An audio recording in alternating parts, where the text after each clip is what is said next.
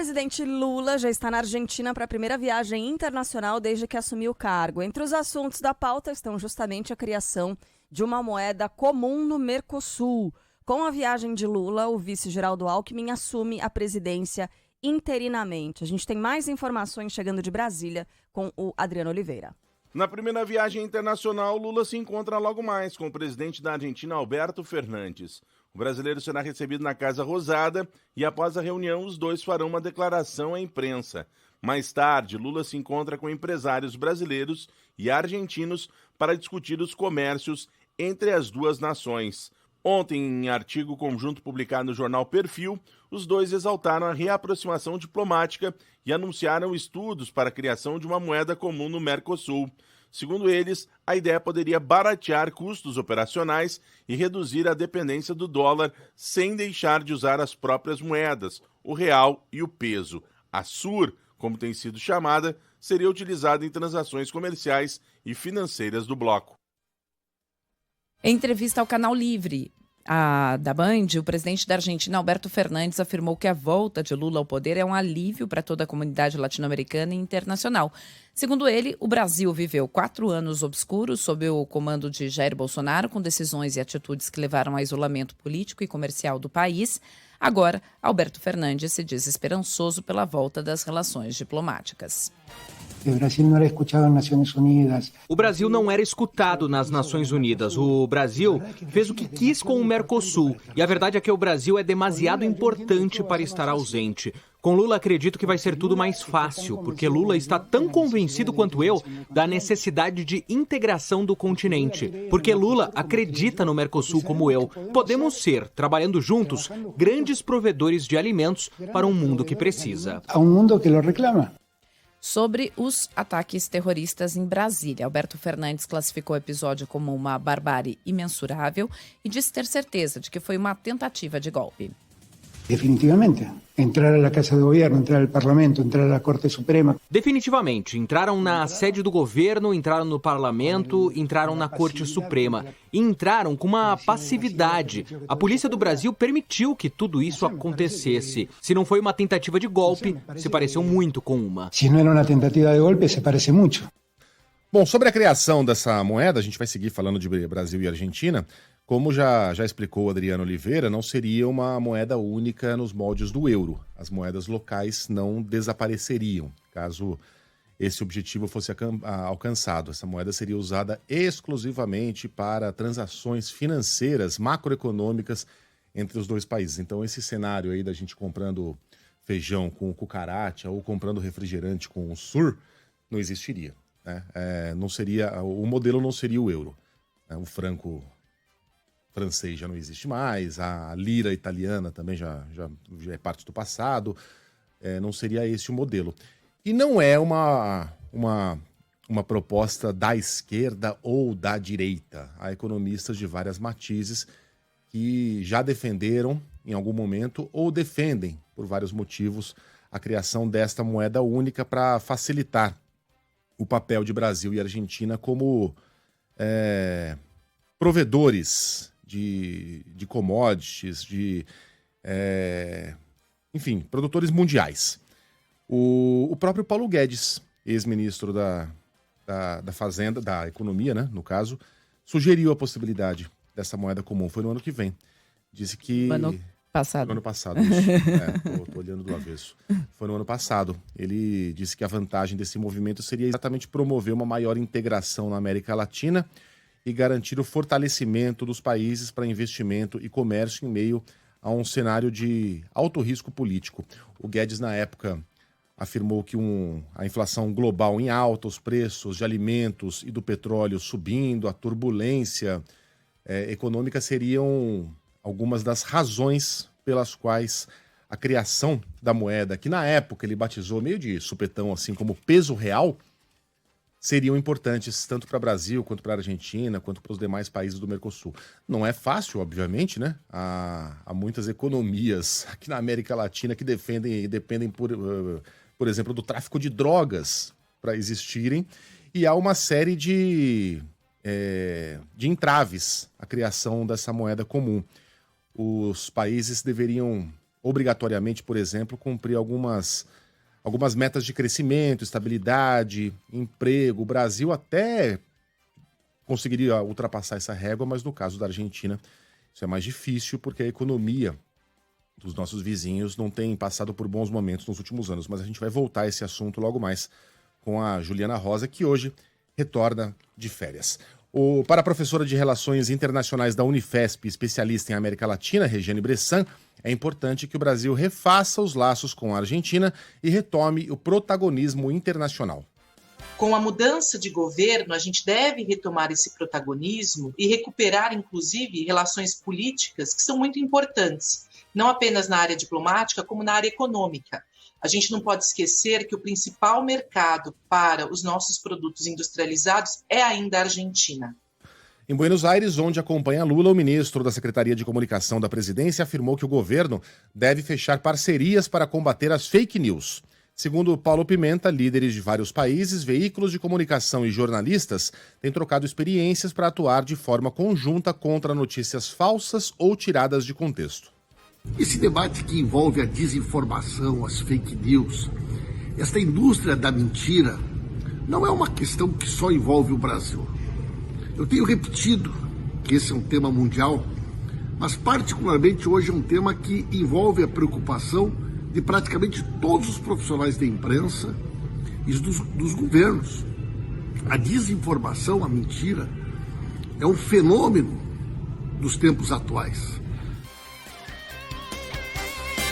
A Força Nacional de Saúde desembarca hoje em Roraima para atender o povo Yanomami diante do aumento no número de mortes por desnutrição e outras doenças. Nos últimos 4 anos, segundo o Ministério dos Povos Indígenas, 570 crianças morreram na região. No ano passado foram 99. A gente está exibindo algumas imagens aqui na nossa live que são, primeiro, desesperadoras, chocantes, porque é gente desnutrida, são adultos e crianças, são pessoas que estão com os ossos ali.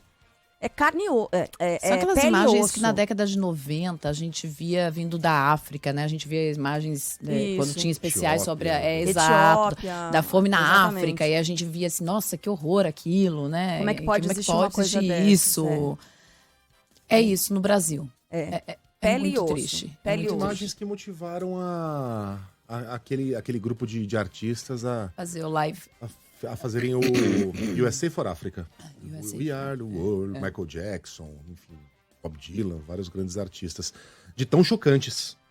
Isso está acontecendo aqui, no Brasil, tá? Debaixo dos nossos narizes.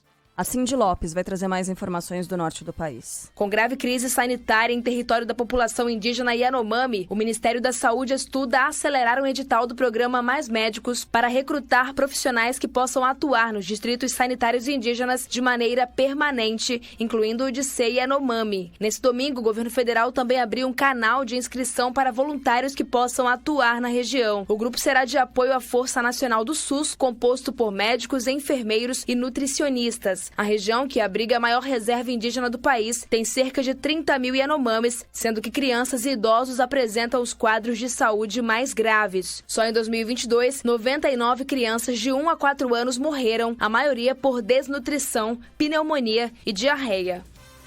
Em visita à região no último sábado, o presidente Lula afirmou que a situação na reserva é desumana. Vim para cá para dizer que nós vamos tratar os nossos indígenas como seres humanos, sabe, responsáveis por parte daquilo que nós somos, e nós vamos cuidar para que eles sejam tratados, sabe, como se fossem, sabe, seres humanos de primeira classe, e não ser tratados como gente de 4ª classe ou de 5ª classe. É desumano o que eu vi aqui. E disse que é preciso inverter a lógica de atendimento. Atualmente, os indígenas são obrigados a fazer longas viagens até Boa Vista. E eu vi as criancinhas bem magrinhas, bem desnutridas, significa que essas crianças precisam tomar vitamina. Então, uma das formas da gente resolver isso é fazer com que a gente monte o plantão da saúde, sabe, nas aldeias, para que a gente possa cuidar deles lá.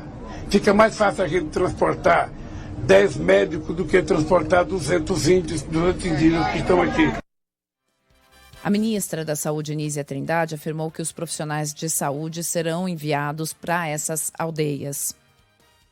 Vamos fazer um plano de trabalho conjunto dos ministérios e já estamos agindo. A força do SUS começará a vir com mais profissionais, médicos e enfermeiros para esse atendimento de emergência, mas sabemos que temos que melhorar a saúde onde as populações, onde os povos indígenas moram, nas suas comunidades.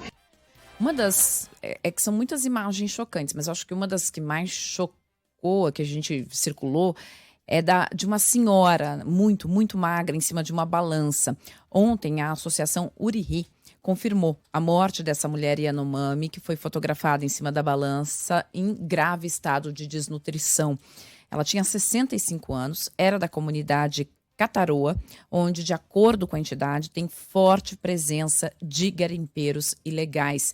E aí uma reportagem do The Intercept, que foi divulgada no final de semana, mostrou que foram pelo menos 21 alertas enviados nos últimos 4 anos ao governo federal, mostrando essa situação, dizendo que eles estavam sendo atacados, que estavam sem serviço de saúde, pedindo a chegada de intervenção policial, do Exército, da Polícia Federal, porque eles estavam sofrendo ataques de garimpeiros, mas que não foram ouvidos, que não foram atendidos pelo governo federal nos últimos 4 anos. Bom, o ex-presidente Jair Bolsonaro foi às redes sociais para se defender, para rebater as acusações de descaso com populações indígenas.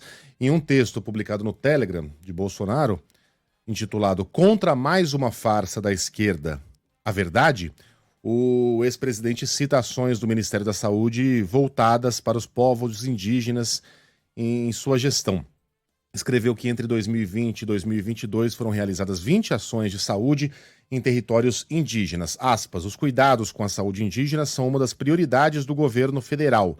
De 2019 a novembro de 2022, o Ministério da Saúde prestou mais de 53 milhões de atendimentos de atenção básica aos povos tradicionais, conforme dados do Subsistema de Atenção à Saúde Indígena do SUS, o NASE-SUS. O que o ex-presidente faz aqui é selecionar alguns fatos isolados que não conseguem explicar o todo. Por exemplo, ele não fala sobre a mortalidade de bebês indígenas, que voltou a subir em 2019. Ele não cita que a FUNAI operou durante o seu governo com 1/3 da sua força de trabalho, que mais de 1.000 escolas indígenas não funcionam em prédios escolares, que mais de 1.000 também não estão regularizadas por sistema de ensino, que quase 2.000 não possuem água filtrada, milhares não contam com energia elétrica, esgoto sanitário, mais de 3.000 escolas indígenas não possuem biblioteca, 1.500 não têm material didático específico. Não cita que o governo ignorou pelo menos 21 pedidos formais de ajuda aos Yanomami, segundo um levantamento do Intercept de agosto do ano passado, antes mesmo do surgimento dessas imagens chocantes, que tomou como base ofícios encaminhados por uma associação indígena a vários órgãos, denunciando invasões de garimpeiros ilegais a territórios indígenas. Um ofício urgente, inclusive, chegou a ser enviado para a 1ª Brigada de Infantaria da Selva do Exército, solicitando apoio logístico e instalação de posto emergencial na comunidade de Palimil para manutenção da segurança da região. Depois, um outro ofício foi enviado e os ataques não cessaram. E Bolsonaro também não lembra que ele próprio já deu declarações chocantes a respeito dos indígenas brasileiros. Em 2016, por exemplo, ele usou aquele... Ele citou uma visita dele a um território Yanomami, aquilo que repercutiu bastante durante a eleição, né? O canibalismo? Dizendo que ele quase comeu um indígena em Surucucu, porque eles cozinham o índio, a cultura deles, que é mentira. Os Yanomamis não praticam canibalismo. Em 2020, ele disse que o índio está evoluindo e é cada vez mais um ser humano como nós. E ele já lamentou, certamente, na declaração mais chocante de todas, em 1998, que o Brasil não tenha dizimado todos os seus indígenas. Elogiou naquela época, deputado federal já, tá? Quando ele foi, só lembrando, ele foi condecorado recentemente com a Medalha do Mérito Indigenista.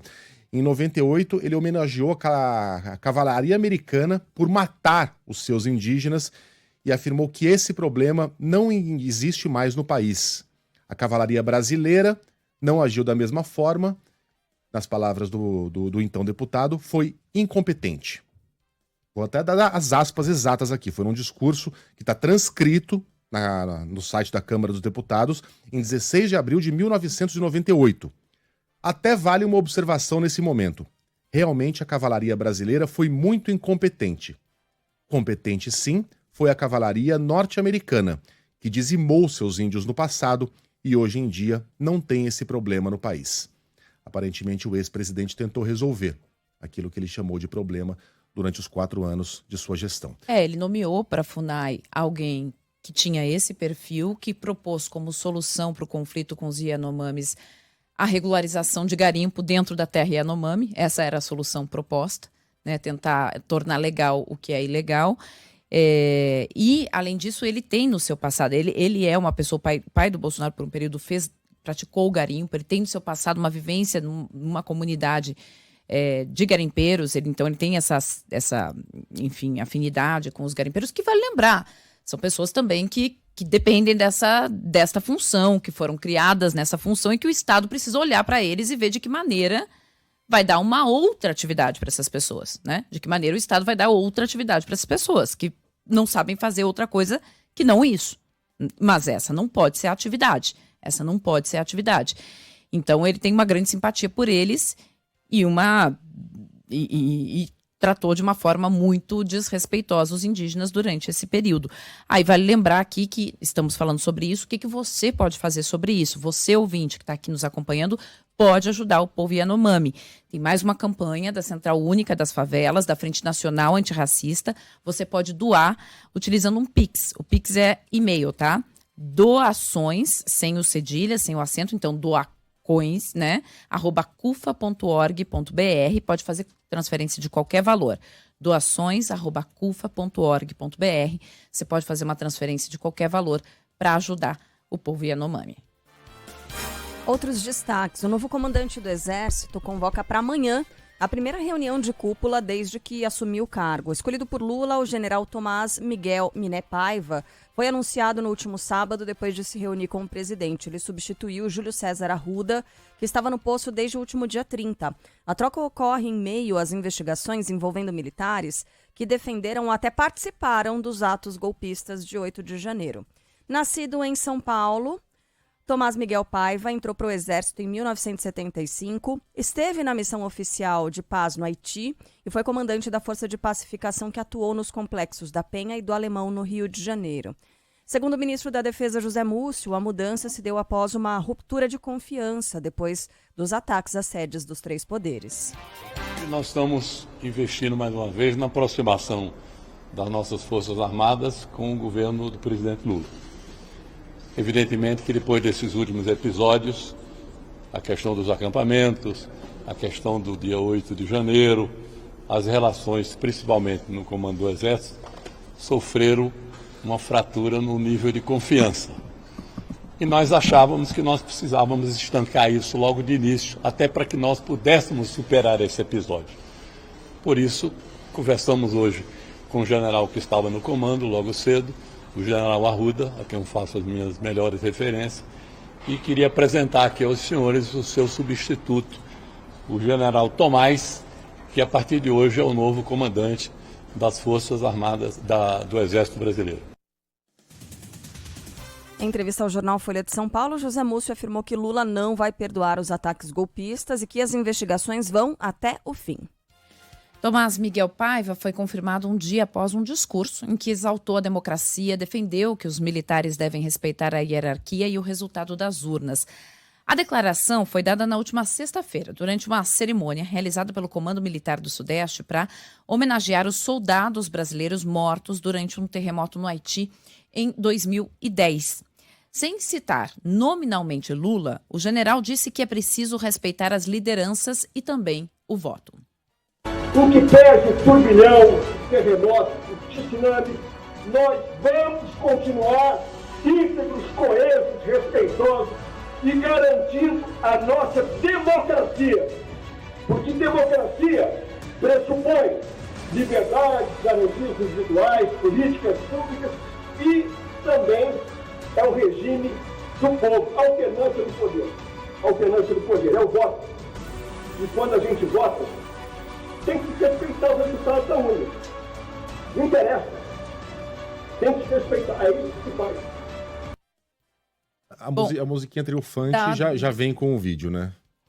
Não é nossa. Deu uma abafada, já veio com vídeo, né? Já estava ali no fundo do vídeo. Deu uma abafadinha no discurso, né? Mas deu para entender o que ele estava falando ali, uma questão de que é preciso ter alternância de poder, respeitar o voto, era o discurso dele, que ele fazia ali.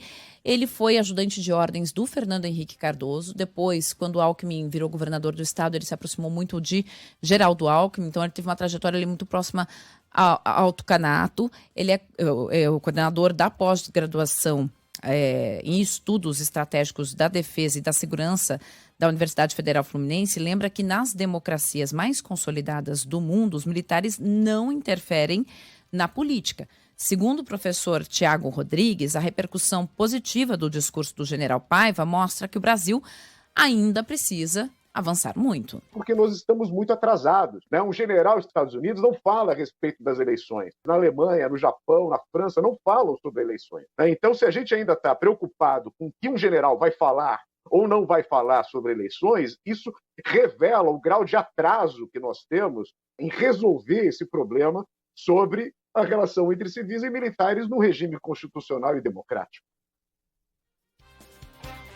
Em frente, o ex-ministro da Justiça e ex-secretário de Segurança Pública do Distrito Federal deve prestar um novo depoimento hoje.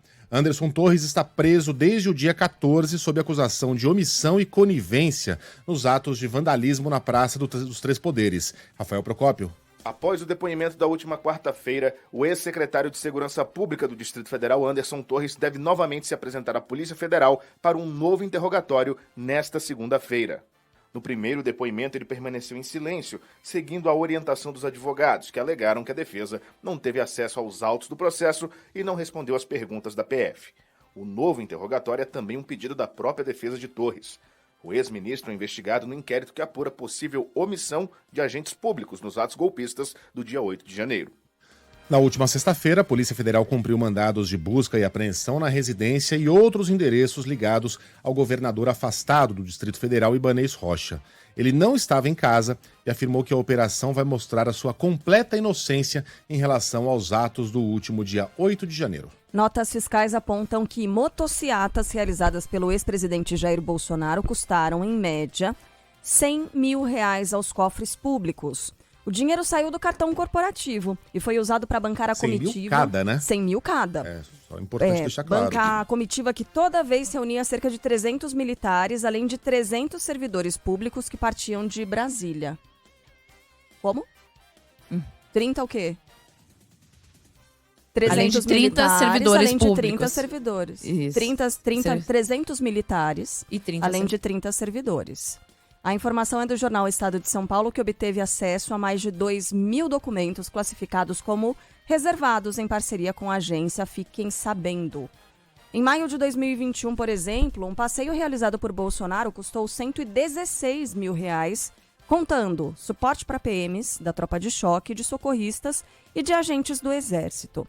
Os eventos justificam, pelo menos em parte, os gastos feitos no cartão corporativo com a aquisição de lanches e alimentação em padarias de São Paulo e também do Rio de Janeiro. Ah, tá explicado, era lanche mesmo, era. Por quê? Pra motociata. Tá ok? Os principais acionistas da Americanas se manifestam pela primeira vez sobre a descoberta de um rombo de R$20 bilhões e dizem que desconheciam qualquer irregularidade. Fala Luana Bernardes. Os acionistas de referência da Americanas se pronunciam pela primeira vez após o anúncio do escândalo contábil na empresa. Em nota, Jorge Paulo Lemann, Marcel Teles e Carlos Alberto Sicupira afirmaram que nunca tiveram conhecimento nem admitiriam quaisquer manobras ou dissimulações contábeis na companhia. Eles ainda lamentaram profundamente as perdas sofridas pelos investidores e credores e garantiram que vão trabalhar pela recuperação da empresa. As Americanas anunciaram no dia 11 de janeiro a existência de significativas inconsistências em sua contabilidade, o que culminou no pedido de recuperação judicial da empresa, que declarou ter dívidas de R$43 bilhões. Preso acusado de estupro, o jogador Daniel Alves deve permanecer na cadeia até o julgamento, ainda sem data marcada. A jovem que denunciou o brasileiro disse ter sido estuprada após ser trancada e agredida dentro do banheiro de uma boate em Barcelona, na Espanha, no último dia 30. Segundo a imprensa espanhola, a vítima tem 23 anos e fez exames médicos que constataram lesões por violência sexual. Câmeras de segurança registraram os dois entrando e saindo do banheiro em momentos diferentes, de acordo com o jornal espanhol Periódico. Os dois permaneceram no local por cerca de 15 minutos. Daniel Alves mudou a versão do caso por 3 vezes, sendo que na primeira, relatada em entrevista a um canal de TV, o jogador negou que conhecesse a vítima. Eu estive nesse local com outras pessoas, estava me divertindo. Todo mundo sabe que eu gosto de dançar, mas sem invadir o espaço dos outros, sempre respeitando o entorno. Não sei quem é essa senhorita, não a conheço. Bom, dias depois, ele confirmou que esteve com a jovem, mas negou que tivessem se relacionado sexualmente. E aí, na última sexta-feira, Daniel Alves mudou a versão de novo e afirmou que houve sexo, só que consensual, alegando que não tinha revelado antes o fato para proteger a mulher. O brasileiro, que teve o contrato com o Pumas do México rompido, foi detido com base na Lei de Liberdade Sexual da Espanha, aprovada no ano passado e considerada uma das mais rígidas do mundo. E olha, é rígida mesmo, tá? A pena pode chegar a 15 anos de cadeia. Aliás, daqui a pouquinho a gente vai mergulhar mais nesse assunto com a participação do nosso Rodrigo Aidar. Já, já. A tragédia da Boate Kiss, que deixou 242 mortos, completa 10 anos nesta semana. A gente tem mais informações de Porto Alegre com o Jean Costa. Quase 10 anos depois, os familiares das vítimas do incêndio na Boate Kiss ainda precisam de ajuda. Na roda de conversa, o sentimento em comum é de luto, mas também de indignação. As lágrimas que começaram na madrugada de 27 de janeiro de 2013 ainda não cessaram. Flávio da Silva é pai de Andriele, vítima da tragédia. Mesmo com a dor por ter perdido uma filha, viu no amparo de uma associação formada por parentes e sobreviventes uma forma de preencher o vazio e uma luz para dar continuidade à própria vida. A gente sentiu que precisávamos nos unir para tentar suportar a dor da perda e fazer com que as pessoas se recuperassem. E ela teve um papel, todo sentido, muito importante. Em agosto de 2022, o júri da Kiss foi anulado pela Câmara Criminal do Tribunal de Justiça Gaúcho por conta de nulidades apresentadas pelos advogados de defesa dos 4 réus condenados. Agora, um novo julgamento deve ser marcado. Pelo menos é o que esperam os advogados de defesa. A polícia do Distrito Federal faz buscas por mais um suspeito de participação no assassinato de 10 pessoas de uma mesma família. Fala Natália Pazzi. A polícia do Distrito Federal está à procura de um quarto suspeito pela chacina da família da cabeleireira Elisimar Silva. Até agora foram encontrados 7 corpos de um total de 10 pessoas desaparecidas. 3 pessoas estão presas e ontem a polícia divulgou a foto e o nome de mais um suposto envolvido, Carlomando Santos Nogueira, de 26 anos, morador da região de Santa Maria, no Distrito Federal. Até agora, 5 corpos foram identificados. A cabeleireira, de 39 anos, e 3 filhos pequenos sumiram no último dia 12. No dia seguinte, o veículo dela foi encontrado com os 4 corpos queimados perto de Cristalina, em Goiás, no entorno do Distrito Federal. Os formandos da USP que tiveram dinheiro desviado criam uma vaquinha para pagar a festa. Luana Machado. Alunos da Faculdade de Medicina da USP que perderam quase R$1 milhão destinados à festa de formatura após desvio por uma das formandas criaram a vaquinha online. O objetivo dos formandos é arrecadar R$927 mil para a celebração. Os valores para a doação vão de R$5 a R$9 mil. Aqueles que doarem a partir de R$1.500 terão em troca um convite para a festa. A comissão que organiza a vaquinha chegou a realizar postagens nas redes sociais pedindo ajuda da cantora Anitta e do streamer Casimiro para arrecadar o valor. Os formandos perderam os fundos da formatura após a aluna Alicia Dodge Miller desviar o valor em benefício próprio para investimentos e aluguéis de carro e casa. Ah, mano, peraí, vai. Uma boa. É que é caro, formatura de medicina, é claro. caro. Tá bom. Eu sei, é caro, festa, tanto é que os caras juntaram R$1 milhão, mas... não é caro. Quem quer doar, vai lá, né? Quem quer doar, doa, gente. Cada um é livre para pedir, cada um é livre para doar, mas veja quantas causas importantes estão pingando aí. Nossa, Yanomamis. Tem Yanomami. A gente acabou de falar do Pix para doar dinheiro para Yanomami. Quem quer doar, doa, gente. Não, quem quer doar, doa. Só tô lembrando aqui pra gente recordar de que existem prioridades, né? Qual o Yanomami de um lado, gente que precisa de cesta básica em outro, e ali completando o triângulo, estudantes de medicina da USP querendo fazer uma festa. Acho que tudo bem. Eu acho que eles vão colaborar, as famílias vão colaborar e tudo bem.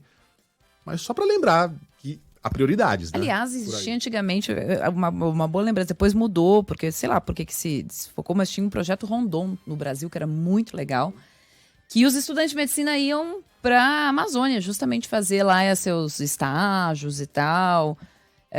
Ou não só a Amazônia, mas iam para outros estados ali trabalhar com populações indígenas. Era uma coisa bem legal, hein? Fica a dica, podia ser uma coisa bacana, né? Trabalhar, eles estão precisando. Formatura do bem.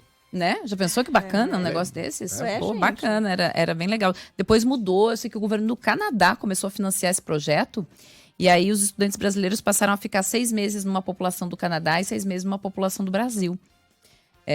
Porque foi o governo do Canadá que passou a financiar, não sei como é que tá hoje, se alguém souber até pode escrever pra gente, mas era um projeto muito, muito bonito no Brasil, em que você, na época agora quando é o governo do Canadá não é mais só estudante de medicina, mas antes eram estudantes de medicina, da área da saúde, que iam atender essas populações de difícil acesso.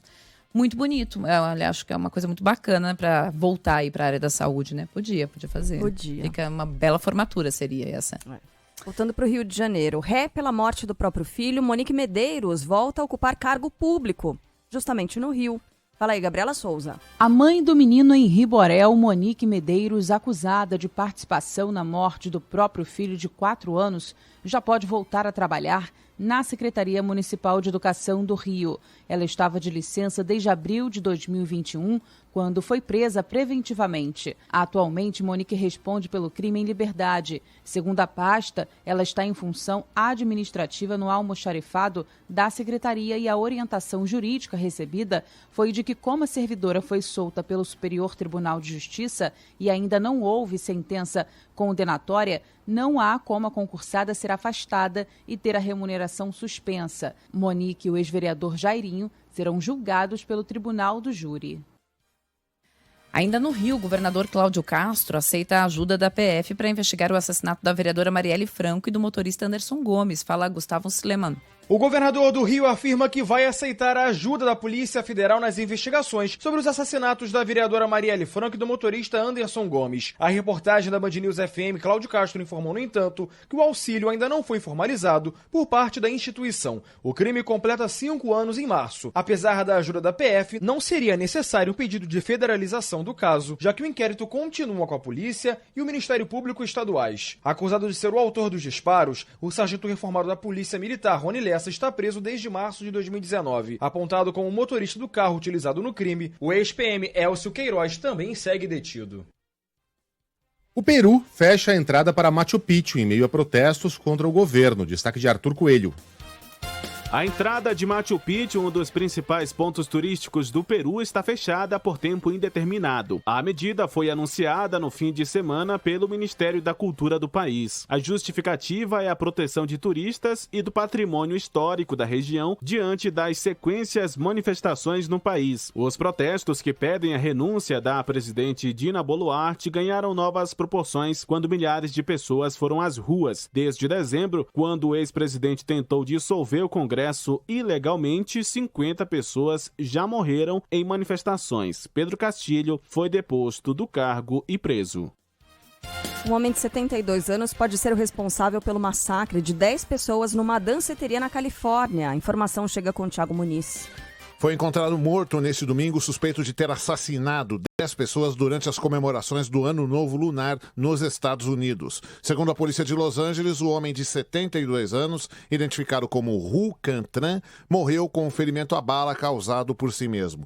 Na noite de sábado, 10 pessoas morreram e outras 10 ficaram feridas depois do ataque a tiros realizado numa danceteria na cidade de Monterey Park, na Califórnia. A localidade tem uma grande comunidade de origem chinesa que celebrava a passagem do Ano Novo Lunar neste fim de semana. As autoridades dizem que não há outros suspeitos de terem cometido o crime, mas ainda não tem a motivação que levou à chacina. Depois de Shogun, Glover Teixeira anuncia a aposentadoria do UFC. Declaração foi dada no UFC 283, disputado no Rio. Fala Priscila Xavier. Os lutadores brasileiros Glover Teixeira e Maurício Shogun Rua penduraram as luvas e se despediram do octógono com derrotas durante o UFC 283 neste sábado na Genesse Arena, na zona oeste do Rio. O evento foi transmitido pela primeira vez pela TV Band. No card preliminar, Maurício Shogun enfrentou o jovem ucraniano Ihor Portiera, de 26 anos. No entanto, o brasileiro não foi páreo para o adversário e perdeu por nocaute ainda no primeiro round. Já no card principal, Glover Teixeira, que era o número 2 da categoria dos meio-pesados, disputou o cinturão contra o americano Jamal Hill. Após a derrota, Glover, de 43 anos, anunciou a aposentadoria.